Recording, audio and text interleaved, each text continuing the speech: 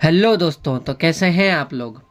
तो हर साल फरवरी में एक दिन आता है जब पूरा देश टीवी, मोबाइल, यूट्यूब पर एक ही चीज़ देख रहा होता है। क्या? Indian budget. लेकिन सवाल ये है, बजट होता क्या है, इसमें इतना हाइप क्यों होता है, और ये आम आदमी, स्टूडेंट्स और देश की इकोनॉमी को कैसे अफेक्ट करता है। तो दोस्तों, इस वीडियो में हम आगे चल करके पूरा बजट समझेंगे। अगर आज से पहले आपने कभी बजट का नाम सुना हो, अगर आपका दिमाग चकरा रहा हो, तो आज ये पूरा वीडियो देखने के बाद आपका सारा का सारा डाउट क्लियर हो जाएगा। तो हेलो दोस्तों, मैं अनुराग स्वागत करता हूं आपका clarity with concept with Anurag YouTube channel में। तो दोस्तों चलिए अब हम आज शुरू करते हैं बजट। तो सबसे पहले दोस्तों, व्हाट इज बजट? बजट क्या होता है? तो budget is the governments financial plan for 1 year. यानी कि बजट जो है वो किसी भी गवर्नमेंट का एक साल का फाइनेंशियल प्लान होता है। अगर इसको आम भाषा में समझे तो गवर्नमेंट कहती है पैसा कहां से आएगा और पैसा कहां खर्चा होगा। तो चलिए एक एग्जांपल लेकर के समझते हैं। जैसे एक फैमिली डिसाइड करती है कि इनकम कितनी है और खर्चा कितना है, वैसे ही किसी भी कंट्री का बजट होता है। जैसे पैसा कहां से आएगा और खर्चा कहां होगा। ये बजट जो है वो हमारे कॉन्स्टिट्यूशन में दोस्तों कहीं मेंशन नहीं है, लेकिन आर्टिकल 112 में एनुअल फाइनेंशियल स्टेटमेंट के नाम से मेंशन है। दोस्तों, एनुअल फाइनेंशियल स्टेटमेंट के नाम से मेंशन है आर्टिकल 112 में।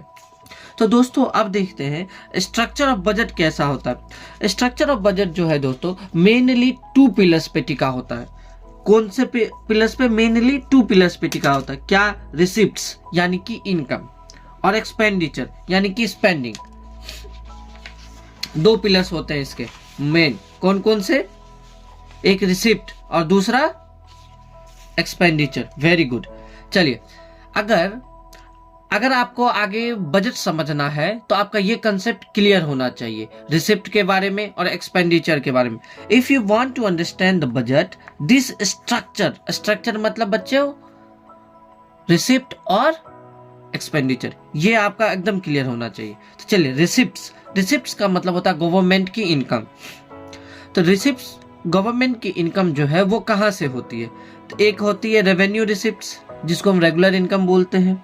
और रेवेन्यू रिसिप्ट्स का क्या मतलब होता है? Tax revenue. तो टैक्स रेवेन्यू में क्या आता है? तो डायरेक्ट टैक्स और इनडायरेक्ट टैक्स। तो डायरेक्ट टैक्स में क्या आता है? Income tax, corporate tax. और इनडायरेक्ट टैक्स में क्या आता है? जीएसटी और कस्टम्स। तो चलिए दोस्तों, जल्दी आप वीडियो को पॉज कीजिए और कमेंट करके बताइए कि what is the difference between direct tax and indirect tax. वैसे इस वीडियो के लास्ट में तो मैं आपको बताऊंगा ही जो इस दोनों के बीच में अंतर क्या है, लेकिन आप लोग वीडियो को पॉज कीजिए और बताइए जो डायरेक्ट टैक्स और इनडायरेक्ट टैक्स में अंतर क्या होता है। ठीक है दोस्तों, तो फिर आगे बढ़ते। Non tax revenue. अभी हमने देखा टैक्स रेवेन्यू, अब आगे देखते हैं नॉन टैक्स रेवेन्यू क्या होता है। नॉन टैक्स रेवेन्यू में आता है fees, fines, dividends from PSU. यानी कि अगर हम फीस पेमेंट करते हैं, अगर हम फाइन्स देते हैं, या पीएसयू का डिविडेंड्स, ये सब नॉन टैक्स रेवेन्यू में आता है। जैसे कि एक एग्जांपल से समझते हैं। अगर हम लोग रेलवे टिकट खरीदते हैं, उसका जो पैसा हम लोग पेमेंट करते हैं, अगर कहीं हमें यहाँ से दिल्ली जाना हुआ तो हम टिकट बुक करवाएंगे तो भाई पैसा तो देंगे। वो जो पैसा देते हैं वो टैक्स में नहीं आता है, वो टैक्स रेवेन्यू में नहीं आता, वो नॉन टैक्स रेवेन्यू में आता है। ठीक है दोस्तों, चलिए अब देखते हैं। हमने रेवेन्यू रिसिप्ट देखा, अब हम कैपिटल रिसिप्ट देखते हैं। कैपिटल रिसिप्ट का मतलब होता है मनी रेज्ड थ्रू लोन्स और बाय सेलिंग एसेट। यानी कि पैसा कमाना मतलब पैसा लाना, या तो हम लोन ले ले, बोरो कर ले, या तो अपना एसेट्स बेच दे। लोन ले ले, या तो हम लोन ले ले, या तो अपना कोई एसेट्स बेच दे। एसेट्स से मतलब है जो गवर्नमेंट की कोई प्रॉपर्टी है उसको बेच देना। ठीक है दोस्तों, अब देखो, जैसे मार्केट बोरोइंग का मतलब जैसे मार्केट से लोन ले लो, आरबीआई से लोन ले लो, चाहे फॉरेन से लोन ले लो। यानी कि फॉरेन से लोन लेने का क्या मतलब होता है, या तो हम वर्ल्ड बैंक से लोन ले ले, या तो हम आईएमएफ से लोन ले ले, चाहे डिस इन्वेस्टमेंट कर दे। डिस इन्वेस्टमेंट का मतलब हम इन्वेस्ट ही ना करें, ठीक। तो ये हो गया। लेकिन दोस्तों एक नोट है, नोट क्या है, कैपिटल रिसिप्ट जो है वो हमारा फ्यूचर बर्डन क्रिएट करता है। कैपिटल रिसिप्ट क्या करता है मेरे दोस्तों, हमारा फ्यूचर बर्डन बढ़ाता है, ठीक है। तो अभी तक हमने रिसिप्ट के बारे में सीखा, अब हम एक्सपेंडिचर के बारे में सीखते हैं। एक्सपेंडिचर का मतलब होता है दोस्तों गवर्नमेंट का खर्चा। तब रेवेन्यू एक्सपेंडिचर मतलब डायरेक्ट खर्च कहाँ होता है। डायरेक्ट खर्च होता है दोस्तों सैलरीज देने में। अब भाई गवर्नमेंट, जितने भी गवर्नमेंट के एम्प्लॉय है उसको पैसा देंगे तो सैलरी तो खर्चा होगा। सैलरी पे भाई पैसा ही तो दे रहे हैं, पैसा दे रहे हैं तभी तो सैलरी आ रहा है, सैलरी दे रहे हैं तो वो भाई इन्वेस्टमेंट तो है। पेंशन, जैसे वृद्धा पेंशन है वो देते हैं, पेंशन देते हैं लोगों को, उस पर खर्चा है। सब्सिडीज देते हैं, जैसे एलपीजी सब पे सब्सिडीज मिलता है, एग्रीकल्चर पे सब्सिडीज मिलता है, तो भाई वो भी सब्सिडीज तो खर्चा ही है। चाहे इंटरेस्ट देते हैं, कोई अगर पैसा जमा करता है उस पर अगर इंटरेस्ट देते हैं तो भाई वो इंटरेस्ट, जैसे पोस्ट ऑफिस में आप पैसे जमा करो तो उस पर भी तो साल का 7.5% इंटरेस्ट है, तो वो 7.5% इंटरेस्ट कहाँ है, तो वो भी तो भाई खर्चा ही है हमारा। यानी कि रेवेन्यू एक्सपेंडिचर में बच्चों कोई एसेट्स क्रिएट नहीं होता, कोई एसेट्स क्रिएट नहीं होता, ठीक। ये तो सिर्फ फंड्स का एक्सपेंसेस है। यानी कि जो गवर्नमेंट जो टैक्स से कलेक्ट करती है, इनकम से जितने पैसे आते हैं उनके पास, वो जो फंड्स ट्रांसफर करती है, यानी कि सैलरी देती है, पेंशन देती है, सब्सिडीज देती है, इंटरेस्ट पेमेंट्स देती है, ये क्या है, पैसों का खर्च है, रेवेन्यू एक्सपेंडिचर। तो इससे कुछ नहीं होता, इससे कोई कैपिटल जनरेट नहीं होता, ठीक है, एसेट जनरेट नहीं होता। अब हम पढ़ते हैं दोस्तों कैपिटल एक्सपेंडिचर क्या होता है।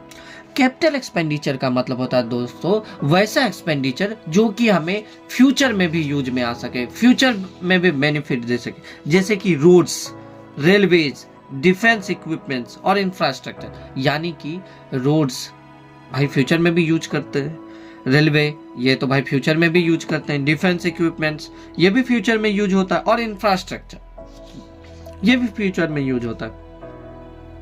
यानी कि जो हमारा रेवेन्यू एक्सपेंडिचर है वो हमारे आज के लिए है, और कैपिटल एक्सपेंडिचर किस चीज के लिए है, तो हमारे फ्यूचर के लिए। तो चलो देख, रेवेन्यू एक्सपेंडिचर जिंदा रहने के लिए जरूरी है, और कैपिटल एक्सपेंडिचर आगे बढ़ने के लिए जरूरी है, ठीक है दोस्तों। तो चलिए अब हम पार्ट 5 में देखते हैं। इस वीडियो में दोस्तों मैं आपको बजट पढ़ा रहा हूं, वो बजट मैंने 10 पार्ट्स में तोड़ा है। तो अभी तक हमने पार्ट 4 तक पढ़ लिया। पहले पार्ट में हमने क्या सीखा, व्हाट इज बजट। दूसरे पार्ट में हमने क्या सीखा, structure of the budget.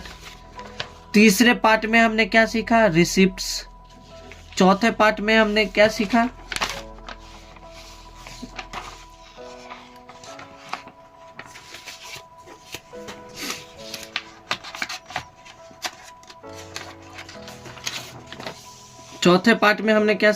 Expenditure.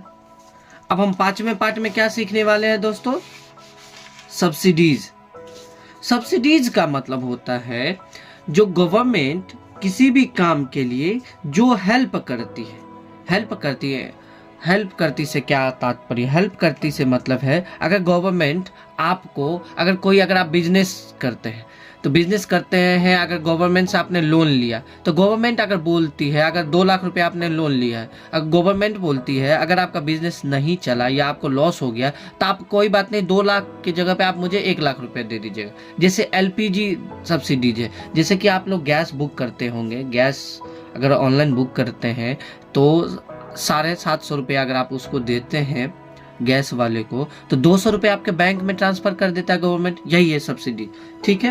तो अभी हम पढ़ने वाले हैं सब्सिडीज और डायरेक्ट बैंक ट्रांसफर। तो मेजर सब्सिडीज कहाँ देते हैं गवर्नमेंट, फूड में, फर्टिलाइजर में और एलपीजी में। पहले दोस्तों मिडिल मैन के थ्रू मिलता था, इसी वजह से मिडिल मैन जो बिचौलिया होते थे वो क्या करते थे, कुछ पैसे खा लेते थे। अगर गवर्नमेंट आपको 20 रुपये दे रही है तो 5 रुपये तो वो बिचौलिया खा जाते थे। इसीलिए अब क्या होता है, डीबीटी होता है। डीबीटी यानी कि डायरेक्ट बेनिफिट ट्रांसफर। अभी जैसे देखो गवर्नमेंट एग्रीकल्चर यानी कि किसान भाइयों को किसान सम्मान निधि योजना देती है, जैसे वृद्ध लोगों को 60 साल से ऊपर के लोगों को वृद्धा पेंशन देती है। तो अब क्या करती है गवर्नमेंट, डायरेक्ट बैंक में ट्रांसफर करती है। जैसे सालाना 6,000 रुपये है तो वह क्या करती है गवर्नमेंट, डायरेक्ट बैंक में ट्रांसफर करती है। जैसे वृद्धा पेंशन है 1100 रुपये, वो क्या करती है गवर्नमेंट, सीधे डायरेक्ट वृद्ध लोगों को, ओल्ड पीपल को सीधे बैंक में ट्रांसफर कर देती है। अब कोई बिचौलिया नहीं है बीच में। उस बिचौलिया जो पहले अरे आपको पैसा मिलने वाला, उस पैसा के चक्कर में अगर आप पैसा आपको चाहिए तो 2 रुपये मुझे दे दो, 10 रुपये में से 2 रुपये मुझे दे दो तभी आपको पैसा मिलेगा। वो वाला सिस्टम ही अब खत्म हो गया। अब डायरेक्ट बैंक ट्रांसफर होता है। अब दोस्तों इंपॉर्टेंट पार्ट 6 फिजिकल डेफिसिट और अदर डेफिसिट। अब हम देखते हैं दोस्तों फिजिकल डेफिसिट क्या होता है। फिजिकल डेफिसिट का मतलब होता है टोटल एक्सपेंडिचर। फिजिकल डेफिसिट का मतलब क्या होता है दोस्तों, टोटल एक्सपेंडिचर। टोटल एक्सपेंडिचर का मतलब होता है टोटल रिसिप्ट, जिसमें बोरोइंग यानी कि हम जो लोन लेते हैं कहीं से वो एक्सक्लूडेड है, यानी कि वो इसमें नहीं रखा गया। टोटल एक्सपेंडिचर जो है जिसमें से अगर हम लोन लेते हैं वो इसमें नहीं रखा गया। ध्यान रखना दोस्तों, फिजिकल डेफिसिट में जो है वो जो अगर हम लोन लेते हैं कहीं से, बोरोइंग करते हैं पैसा, वो इसमें इंक्लूडेड नहीं है, एक्सक्लूड है। यानी कि गवर्नमेंट को कितना लोन लेना पड़ रहा है, यानी कि फिजिकल डेफिसिट का मतलब होता है गवर्नमेंट को कितना लोन लेना पड़ रहा है, ठीक, जो कि इससे बाहर है फिजिकल डेफिसिट से, ठीक है। अब हम रेवेन्यू डेफिसिट देखते हैं। रेवेन्यू डेफिसिट का मतलब होता है borrowing for day to day life, यानी कि loan day to day life के लिए जो लोन लेते हैं उसको हम लोग रेवेन्यू डेफिसिट बोलते हैं। अब एक ध्यान से चीज समझो दोस्तों, फिजिकल डेफिसिट जो है वो फ्यूचर का बोझ है। फिजिकल डेफिसिट जो है वो फ्यूचर का बोझ है और रेवेन्यू डेफिसिट जो है वो प्रेजेंट का फेल्योर है। फिजिकल डेफिसिट क्या है दोस्तों, फ्यूचर का बोझ, और रेवेन्यू डेफिसिट क्या है, प्रेजेंट का फेल्योर। अब हम पार्ट 7 में आ गए हैं दोस्तों। आशा करता हूं अभी तक आपको समझ में आ रहा होगा। नहीं समझ में आ रहा होगा तो आप लोग कमेंट करें, मैं आपको फिर से बताऊंगा। नए वीडियो में जब लेकर के आऊंगा तो इस वीडियो का समरी अगले वीडियो में बता दूंगा। आप लोगों को कोई दिक्कत नहीं होगा, बस आराम से एक बार वीडियो को रिवाइज कर लीजिएगा आराम से। अगर कहीं भी दिक्कत आए तो एक बार फिर से रिमाइंड करके वीडियो देख लीजिएगा। मैं बहुत अच्छे से धीरे धीरे करके समझा रहा हूँ ताकि कहीं कोई दिक्कत ना आए। अब हम इम्पोर्टेंट चीज समझते हैं दोस्तों, FRBM एक्ट क्या होता है। FRBM एक्ट का मतलब होता है दोस्तों physical responsibility and budget management act 2003। यानी कि 2003 ये इसलिए क्योंकि ये 2003 में बना गया है। ये एक पार्लियामेंट्री एक्ट है दोस्तों, जो कि फिजिकल डेफिसिट को रेगुलेट करता है, ठीक। अगर इसको आम बोलचाल भाषा में बोले तो FRBM एक्ट जो है वो गवर्नमेंट के खर्चों पर स्पीड ब्रेकर लगाता है। क्या करता है दोस्तों, गवर्नमेंट के खर्चों पर स्पीड ब्रेकर लगाता है। ये नहीं कि गवर्नमेंट अपने मन से जहां मर्जी हो वो वहां पैसे फेंकते जाए ना भाई। तुमको रेगुलेट करने के लिए FRBM एक्ट है, वो तुमको रेगुलेट करेगी ताकि तुम पैसे इधर उधर फेंक ना पाओ। अब दोस्तों इस पार्ट का सबसे इंपॉर्टेंट पार्ट हम पढ़ने वाले हैं। इस पार्ट यानी कि पूरे बजट का सबसे इंपॉर्टेंट पार्ट पढ़ने वाले हैं, वो है पार्ट 8, जिसमें हम लोग दोस्तों बजट प्रोसेस पढ़ेंगे। इसमें ये सबसे इंपॉर्टेंट पार्ट है दोस्तों, जिसमें हम लोग बजट प्रोसेस पढ़ने वाले। बजट प्रोसेस का मतलब बजट में पूरा प्रोसेस क्या होता है। सबसे पहले क्या होता है, मिनिस्ट्री जो है वो अपना डिमांड भेजती है।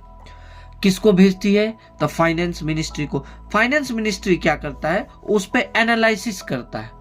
पहले मिनिस्ट्रीज अपना डिमांड भेजती है, उसके बाद फाइनेंस मिनिस्ट्री क्या करता है, उस पर एनालिसिस करता है। उसके बाद कैबिनेट का अप्रूवल मिलता है। उसके बाद जब कैबिनेट का अप्रूवल मिलता है तब बजट को लोकसभा में प्रेजेंट किया जाता है। उसके बाद क्या होता है, प्रेजेंटेशन इन लोकसभा। प्रेजेंटेशन इन लोकसभा के बाद क्या होता है दोस्तों, डिस्कशन होता है और वोटिंग होता है। उसके बाद क्या होता है, डिस्कशन होता है और फिर वोटिंग होता है। उसके बाद दोस्तों फाइनेंस बिल और अप्रोप्रिएशन बिल आर पास्ड, यानी कि सबसे लास्ट प्रोसेस में क्या होता है, फाइनेंस बिल और अप्रोप्रिएशन बिल पास हो जाता है।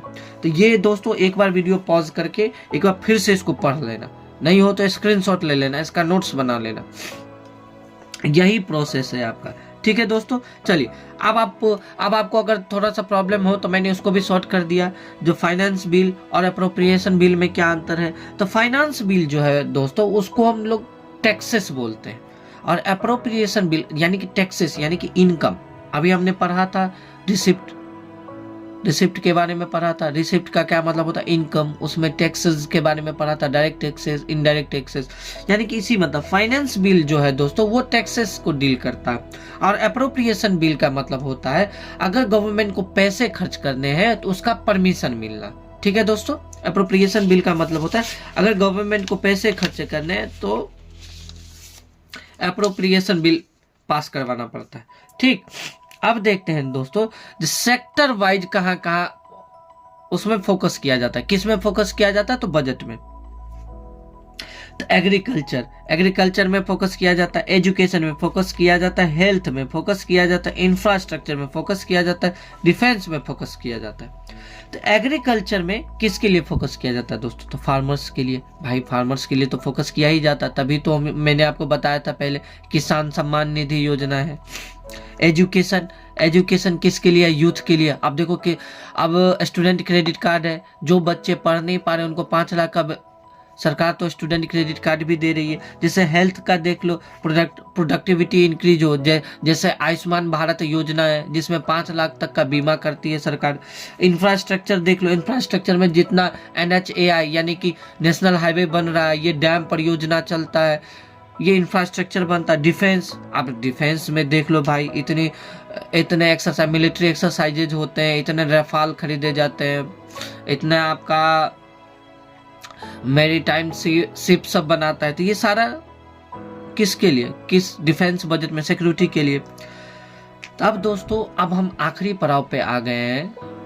इंडियन बजट जो है वो सिर्फ एक नंबर का डॉक्यूमेंट नहीं है, ये गलती मत करना, ये गलत मत समझना। जो इंडियन बजट जो है वो सिर्फ नंबर्स का गेम है। जो भाई इसमें इतने पैसे खर्चे हो रहे हैं, इसमें इतने पैसे खर्चे हो रहे हैं, इसमें इतने पैसे खर्च हो रहे हैं, नहीं।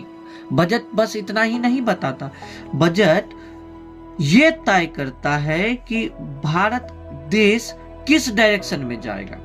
यानी कि इंडियन बजट सिर्फ नंबर्स का डॉक्यूमेंट नहीं है, ये डिसाइड करता है कि देश यानी कि भारत देश किस डायरेक्शन में जाएगा। अगर दोस्तों आपको अगर ये बजट समझ में आ गया हो तो अब इकोनॉमी आपको समझने में आने लगेगा। अब दोस्तों अगर बजट से कहीं भी किसी भी एग्जाम में अगर क्वेश्चन आएगा तो आप आराम से सॉल्व कर ले जाएंगे।